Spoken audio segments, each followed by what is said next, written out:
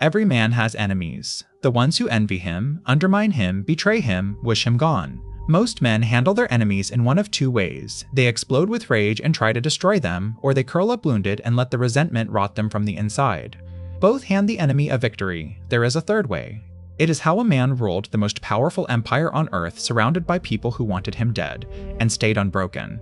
The man who rages gives his enemy his peace. The man who broods gives his enemy his future. In both cases, the enemy wins without lifting a finger, because he has taken the one thing that mattered, control of the man's own mind. Marcus Aurelius faced betrayal at the highest level. A trusted general declared himself emperor against him.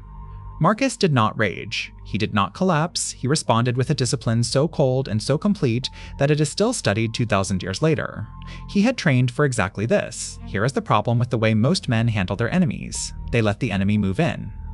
They replay the insult 1,000 times, rehearse the confrontation, lie awake feeding the anger.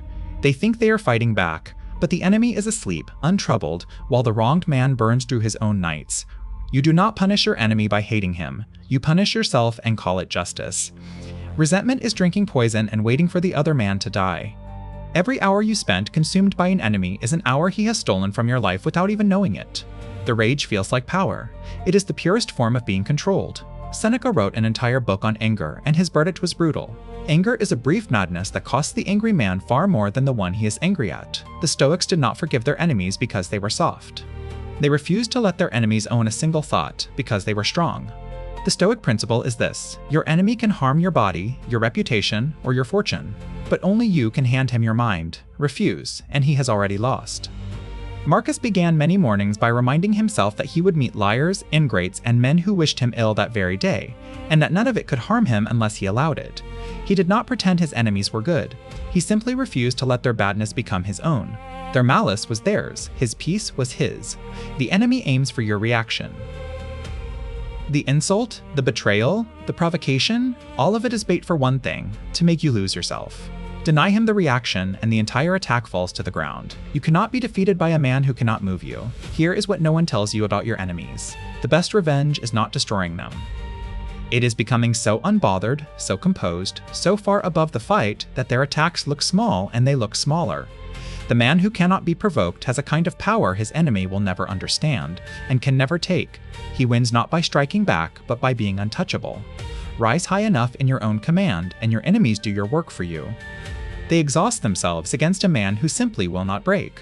Move 1. Refuse to give him the reaction he came for. Your enemy has a plan, and the plan needs your reaction to work. Your rage, your panic, your wounded outburst, that is the fuel. Take it away, and the engine dies. When you meet provocation with calm, you are not being passive, you are disarming him.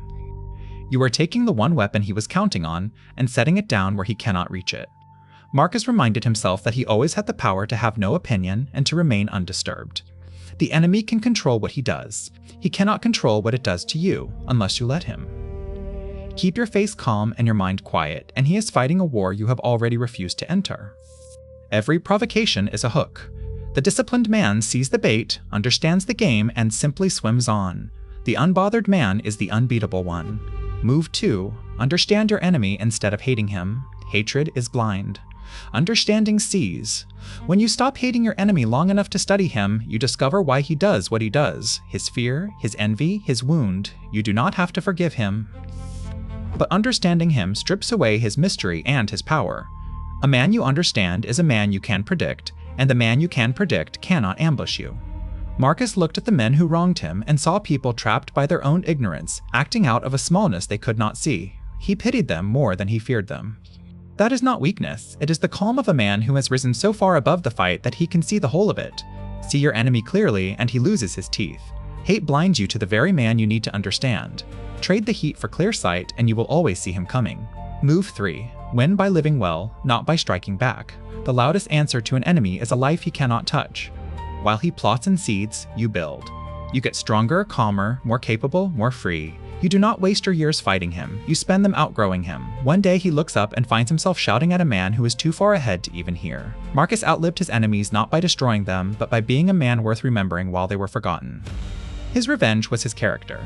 The general who betrayed him is a footnote. Marcus is an immortal. Living well is the revenge that history actually records. Do not chase your enemy. Outgrow him. The best way to defeat a man is to become someone his attacks can no longer reach. Marcus Aurelius handled his enemies by refusing to let them handle him. He denied them his reaction, understood them instead of hating them, and answered every attack with a life they could not touch. He ruled a world of hostile men and kept the one kingdom that mattered, the one inside his own mind. Your enemies will always exist. What they cannot do, unless you allow it, is take your peace, your focus, or your future. Deny them the reaction. Understand them coldly. Let your life be the answer they can never argue with. Do that, and you become exactly what every enemy fears most, a man they simply cannot move. Deny the reaction. Understand, don't hate. Let your life be the answer. That is how you handle your enemies. If this channel has been forging something in you, subscribe. New episode every Tuesday and Saturday. Stay calm, stay unbothered, and come back for the next one. Most enemies only have power because you still want something from the crowd they belong to. Their approval, their applause, their nod.